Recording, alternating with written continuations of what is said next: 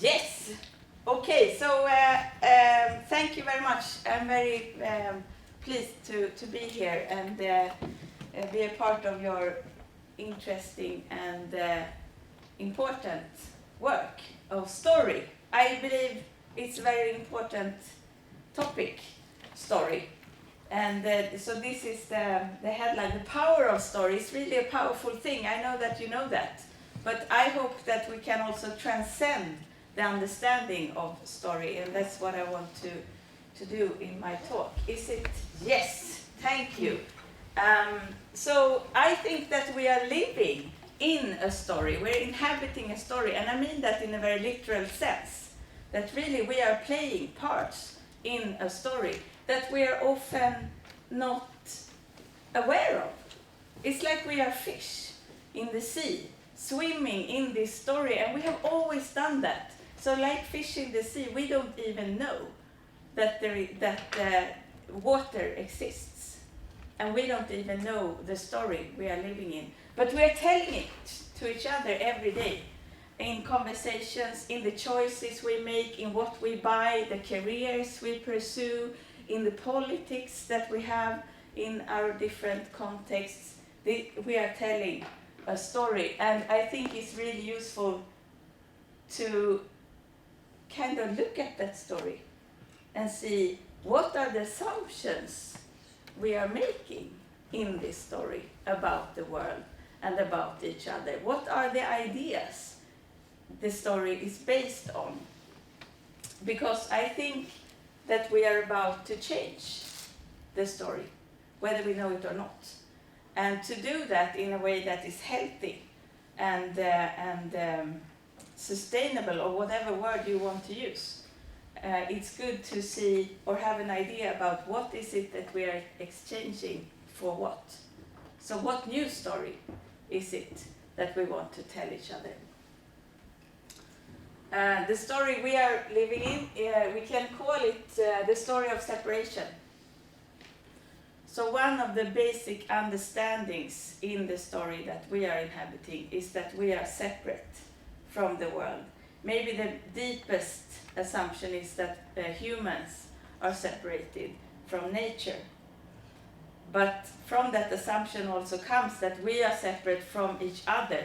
So I am a person, an individual, a skin-encapsulated ego, and I'm different from you. And you are someone that's competing with me. Maybe you're even dangerous to me. And this story makes us very lonely, and it also makes us do things that aren't healthy for us as individuals, as a species, or as a larger living community. And it has very, very, very deep roots, this story. So I often think about, and I know that you are from all over the world now, so of course this will be from a Western European perspective, but since the story of the Western civilization is as it is, it has kind of colonized the world, so it's all over the place. So you will recognize this story even if you live in another one. And I think about, so if in the Western democracy, where have we gone to answer what the world looks like? Like, to whom have we asked what's true? And for not so long ago, it was the church. So we went to the church and we asked, what about the world? What is it? Who am I? And the priest said that this is what's in the Bible, so this is what God says. And the priest was kind of the translator of the truth that came from God. And God created man in his image. So humans are, in this story, the one subject in the world. So the only entity that has consciousness and rationality and things like that. And then we changed to where we went to know the truth. we changed from the church to what? To science. Exactly, in the Enlightenment. We listen to other voices of science, and Francis Bacon is he's called the founding father of modern science, and he's one of the philosophers around science, and he said that technology helps us to think about the secrets still locked in nature's bosom. Nature betrays her secrets more fully when in the grip and under the pressure of art, and that is technology. So they use art as instead of technology. Then when in the enjoyment of her natural liberty.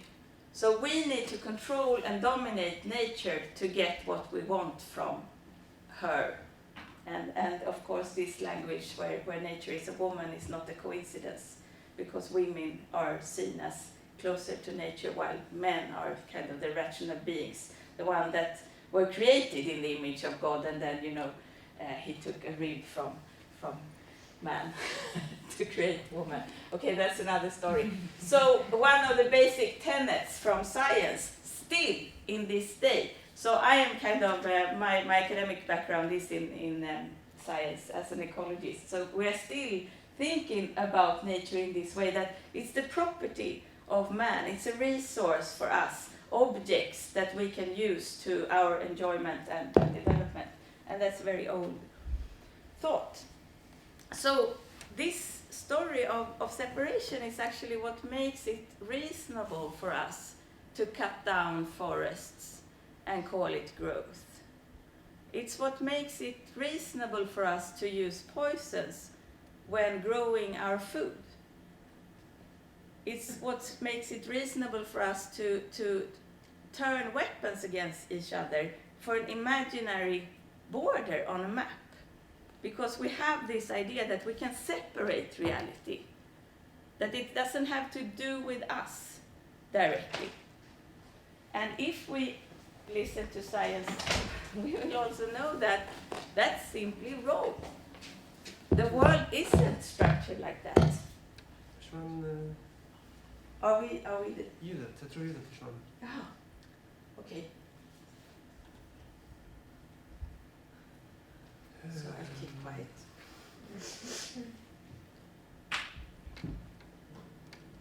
Okej, kan det vara platt på den här?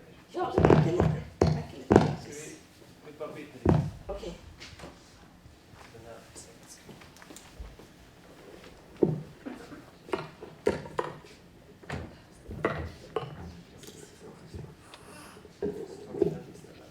Vi är tillbaka nu på det här. Jaha. Nu då? Är du tillbaka nu? Nej, stäng av. Sätt på den först. Du, det här är traumatiskt. Jag har väldigt små öron. Just den här processen är förenad med stora svårigheter. Ta det lugnt! Den här ramlar alltid ner. Jag måste försöka liksom... Okej, nu känns det bra. Ja. How are we doing with sound, Johanna? Can you hear me? Johanna? Ja! Great! Thank you! Yeah, okay. So, if we kind of consider, we sit down and we scrutinize the assumption of the story of separation, we can understand that actually it's quite a bad story. I mean, it's really not coherent with our experience of reality. The thing is that we're still inhabiting it, and it's wreaking havoc on the living world. It's actually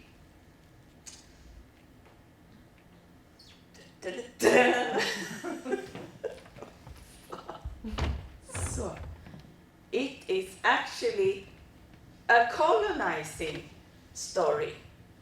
Because from this story, where humans is the only subject, development will mean to us that we take more from the world and build our own structures and colonize the world. So this is a picture of the weight of all the land mammals in the world, and you can see the gray dots in the middle, that's the weight of humans.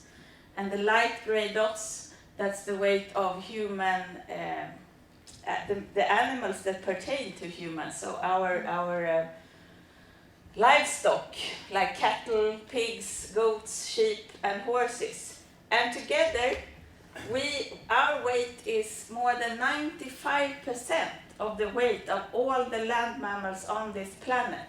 So the green dots are the other ones. All the sloths, all the elks, all the bats, all the other ones, the giraffes, all of them. And I mean, we're talking about sustainable development, but what I'm trying to do is really to translate to you that it's worse than we collectively understand. It's really bad. And we don't realize this because the story of separation has made us separate from the living world, has made us spend our time in boxes like this. So I don't know about you, but I spend my time indoors a lot. And I spend my time far away from the ecosystems that give me a lot of what I need to live my life. So I cannot understand, and we collectively cannot understand the effects of our lives on other beings. It's impossible because the story of separation has made us literally separate.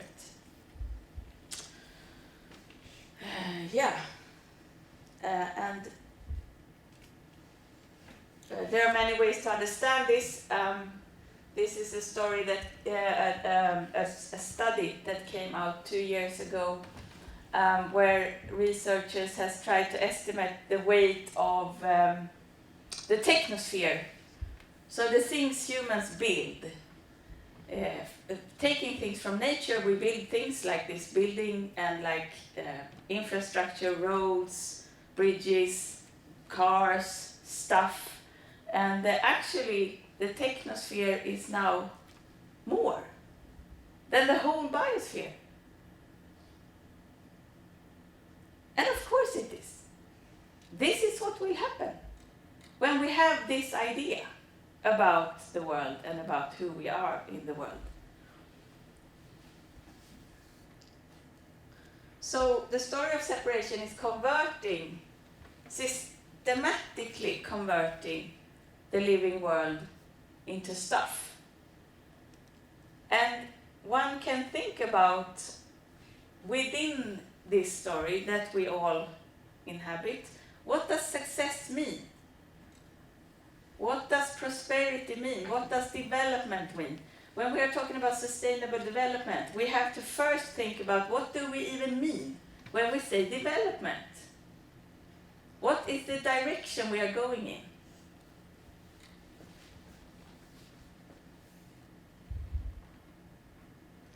And this story was kind of not so bad when it was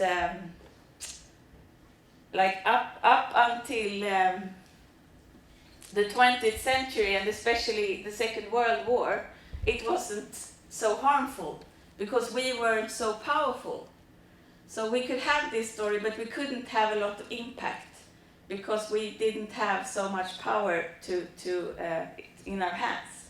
But what happens in the 20th century is that we discover fossil fuels, this magical energy source that came from sunlight in millions of years came to the earth, and then it was stored and concentrated in millions of years, and we are now using it like this.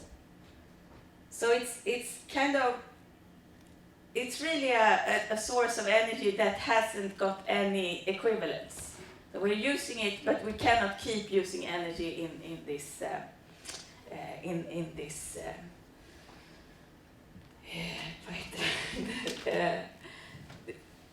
There is no equivalent source of energy. So if we look at this world energy consumption, you see that we have the biofuels that we have been using for hundreds of years, like firewood, for example. And then we discovered coal, oil, natural gas, and they are now globally 86 of the energy use are fossil fuels, and then we have nuclear and hydroelectric and some solar and wind as well, but they are so small, so they're not even visible in this graph. So the development that we have built around us is actually built on fossil fuels, which means that this story is destined to fall apart. Because we know now that, are we still having problems? Okay, sorry folks. Yeah, I see they're leaving. Blank.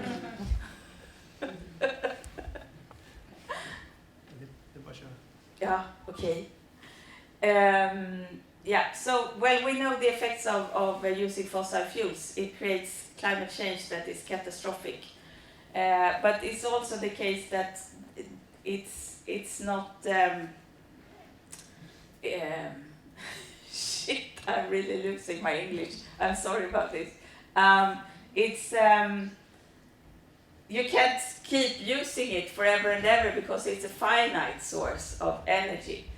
And we know this. I mean, this is kind of old knowledge. So I know that you spoke about time yesterday, and and that we're living in the wrong time. The knowledge that I'm trying to say to you now is very old. This graph is from 72, where some researchers made a study called Limits to Growth. They had this idea that, okay, we are basing our societies on eternal growth. We are actually growth dependent, but there must be limits to growth. So where are they? And they took the best computer power at that time, and they made this graph about human development, for example, industrial output per capita, rising like this, services per capita, food per capita, and of course population going up, up, up, up, until it goes down. And this is from 72, as I said, so it's quite old, but they have then made the data, followed it up with data, and as you can see, they were very accurate in their predictions. What does that mean? Well, I'm looking at this yellow one, food per capita. Here's 2000, 2050, 2030. Here's where we are now, about food per capita. I can't get in my head why we don't discuss this graph, all of us, every day, on all levels of society. This is now 50 years ago this year, and the Club of Rome, who was behind the study, they're coming out with a new study. So these figures are from the 4th-year update, so 10 years ago, but there will be a 5th-year update this year, so keep your eyes open for that. Because what is happening now is that we aren't here anymore, we are here at this point in time. And I don't know about you, but I'm starting to feel that. I can read about this graph in the papers, but it comes in headlines like, oil, diesel prices are going up, prices of fertilizers are going up, farmers cannot sow their fields because of war in Ukraine, but also in Sweden because of it's too expensive to run industrial agriculture. So the story of separation is becoming increasingly difficult to believe in. We are inhabiting a story that we were born into, that our mothers and fathers and grandmothers and many, many generations has lived through this story, but now it's falling apart. It's becoming increasingly difficult to believe in the story we're inhabiting. Like, I mean, when the things we call development are actually causing this, it doesn't match. So what happens? Well, I think this happens, that we are getting really confused and bewildered and scared. And fear is actually dangerous. It's not something we want to invite. So what then do we do when we are where we are? And I know that you were playing yesterday with time, so I think we could do that for a few minutes again. So I would invite you to close your eyes, and I don't know if you can hear me in other places, but let's pretend. So close your eyes and just feel your body. Sometimes when we get confused about a lot of new ideas, we can lose who we are, but let's not do that. Let's remember that you have a body and you are sitting somewhere, and you are now, with the power of your imagination, you are sitting on a favorite spot that you really enjoy sitting at. And just connect to this place. Feel the weight of your body on this place, and how the earth is holding you, with the gravitation is holding you to the earth, like almost like a love from the planet to your body. You will not fly away. And with the power of your imagination, you are now going to imagine that you are at some point in time in the future, maybe 30 years into the future. So you are sitting there in 2052. And suddenly you see a child coming towards you.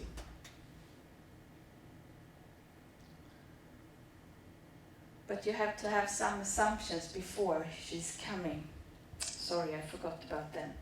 So when you're sitting here in 2052, and you know that the transition to a sustainable, a life-sustaining society that felt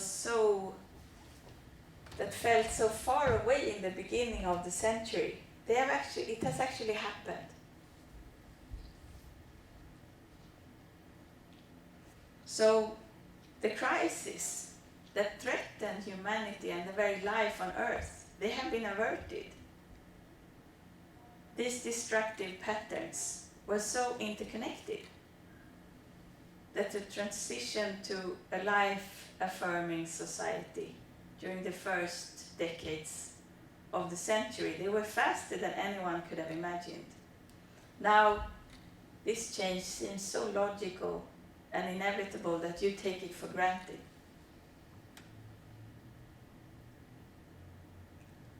And now the child is coming. She's maybe 8 years old. And she seems very eager and a little shy. She has heard about what you and others like you did a long time ago to save the world from a disaster. And she has some questions. And you will answer them from within yourself. The first question is it really true what they say about life at that time? Were there really millions of people who went hungry every day? Forests that were felled, animals and plants that got extinct. Can it have been that way? And you answer her within yourself.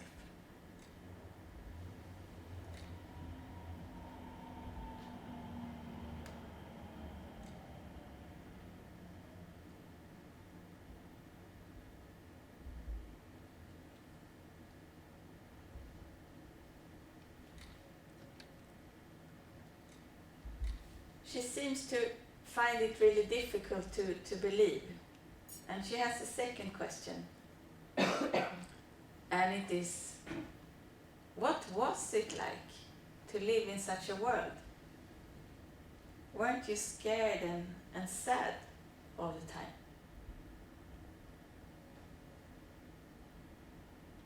And you answer within you, while she listens attentively.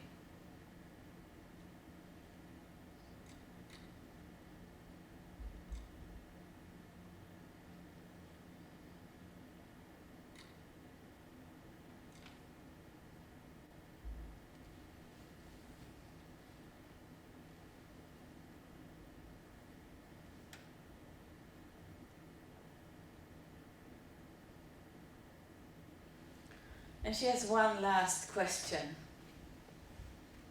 And it goes like this. We have songs and stories about what you did a long time ago. I know that I owe the life I live to what you did. So I wonder, how did you and your friends find the strength to do what you did? How did you manage to continue working? It must have seemed hopeless and difficult many times. And you answer her.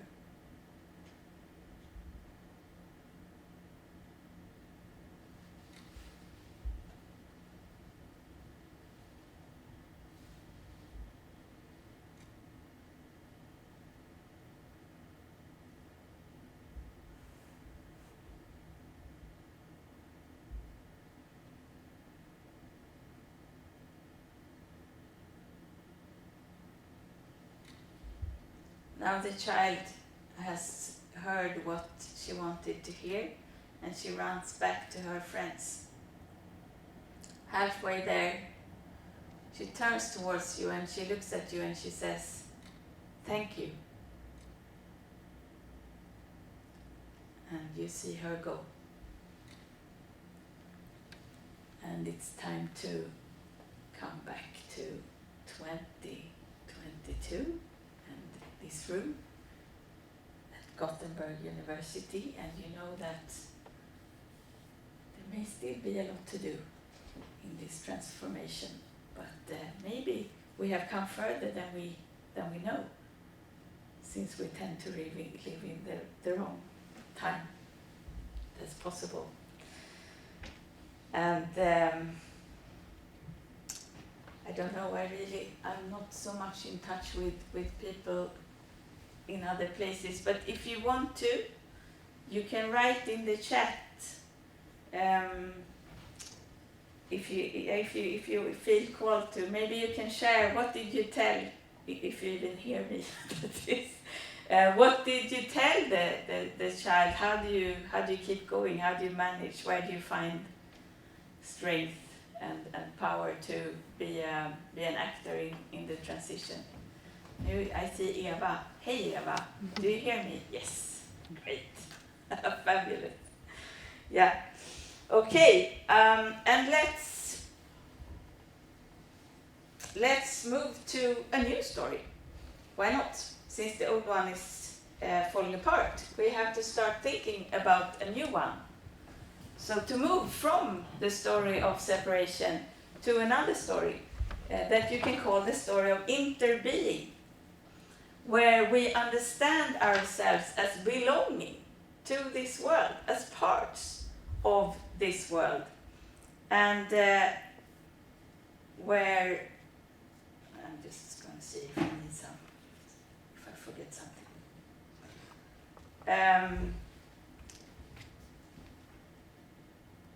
Where everything we do makes a difference because we are connected to everything else. Where we understand that poisoning the water, poisoning the soil also means poisoning ourselves, because we are actually, a being, an individual, but the world is passing through us all the time. You can't take a breath without being connected to that which is larger, greater than yourself. there is a North American indigenous scholar, and he says that, you know, I believe, you know, this body is me. My arms, my fingers, my legs, they do what I tell them to do, but actually I can live without my hand. I can live without my whole arm or without my leg, but I can't live without air. I can't live without water. I can't live without the larger me, which is the forests and the seas and the mountains and the other beings giving me what I need every day. So who am I actually? Where do I am? And these are questions that you can investigate from the story of interbeing, which is actually, I mean, it's a new story, but it's also a very, very old story. People have known always that we are part of this world, and all the indigenous peoples of the world, they tell this story still.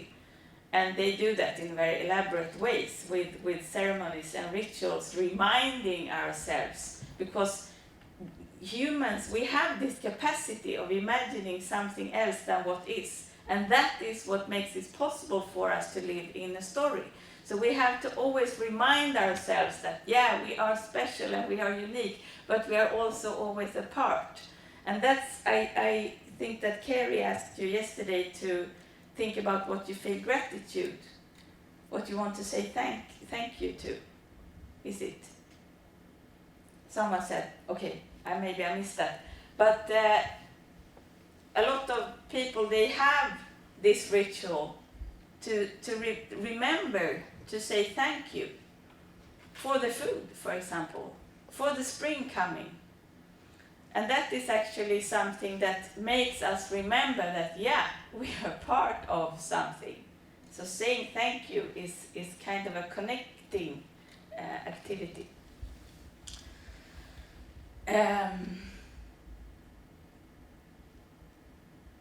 Yes.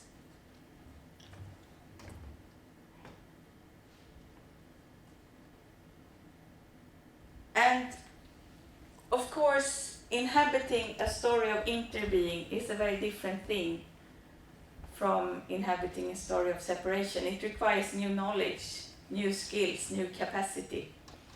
And I know that at Backatorpsskolan you have been kind of thinking about what skills, what do we need, what new knowledge, what would education even look like from a story of interbeing. So I was wondering, maybe you can just shout out some of the answers that you have found, and people online, maybe you can just write in the chat, like what skills are needed for a future story of interbeing. And I can't really connect to the chat, so I don't know what you... Eller nu kommer Jonathan. Yes! Jonathan, maybe you can help us monitor the chat. But please, give us some skills. Future skills people will need in a story of interbeing. Communication. Communication skills. Empathy, right? Both empathy and communication is actually what's needed to not start wars. Yeah. Cooperation. Cooperation as well. Cooperation, not competition, is very much more important in this story. In the story of separation, we will compete because we're separate. But here we know that we're not separate. So we need to cooperate, and for that we need to be very skilled at communication. More. Här fanns några till. Ja, här finns det några till. Gud vad bra. Ja, titta, här kommer frågor och grejer. Relationships and kindness is what you find strength in for the transition, right? Yeah. Problem solving, indeed. Yeah. And being positive. Other skills. Appreciation. Appreciation, yeah. Determination. Determination, yeah. And to stay determined, we need also to stay positive.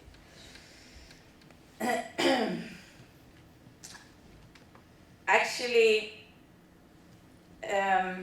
some skills that we need are also more material, physical skills, I believe.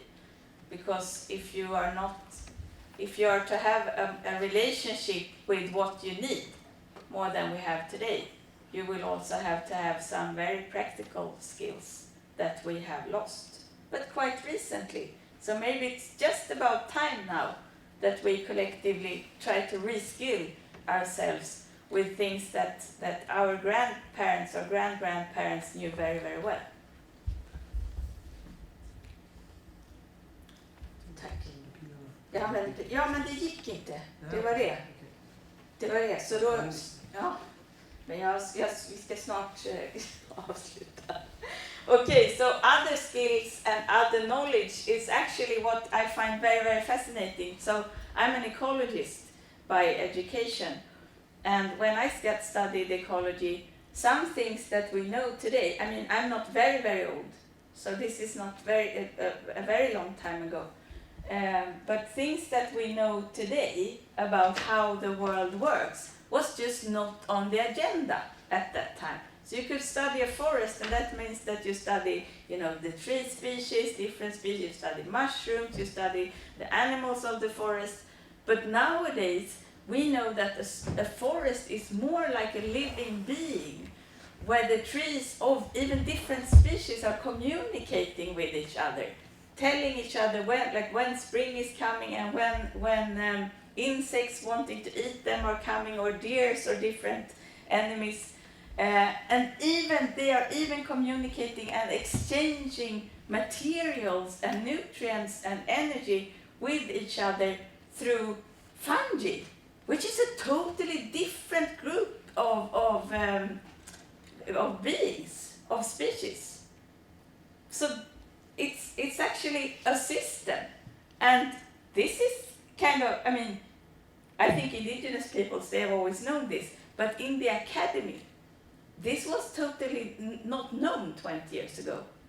So what else do we not know that we think we know about how fascinating this world is? It's like an adventure. I wanted to also give credit to Charles Eisenstein, who is a philosopher, an American philosopher. It's actually from him I borrowed these concepts with story of separation and story of interbeing. So if you want to look into that further, you can go and look for his work. And he says many wise things, like we sense that normal isn't coming back, that we're being born into a new normal, a new kind of society, a new relationship to the earth, a new experience of being human. And actually, this new entails many things, but one of them is going from studying the world in little parts and being really good at understanding these little parts, and instead focusing about relationships. So how is the world holding together? Who are we related to? Who am I when I am something bigger? How can I understand myself in the relationships I have? And this is also an ancient concept. For example, the South African Ubuntu, like I am because you are, that understanding. And of course, I don't know, I think maybe many of us feel that this is a huge change that we have to make. And how can I be a part of that? I'm so small, it's just me. And the powers are so big, and the world is so big, and the systems are so big, and the things we have to change are so immense. So what can I do? I'm just one human being. But actually, the story of interbeing means that you aren't only you, because you are connected to so much. So every change you do have ripple effects, and you don't know where they stop. So I think this is the wrong question, what difference can I make? The question is, if you knew that you could change the world, because you are actually doing that every day. Even big, huge changes, they can only be made in small steps. So then what would you do? If you knew that you could change the world, what would you do?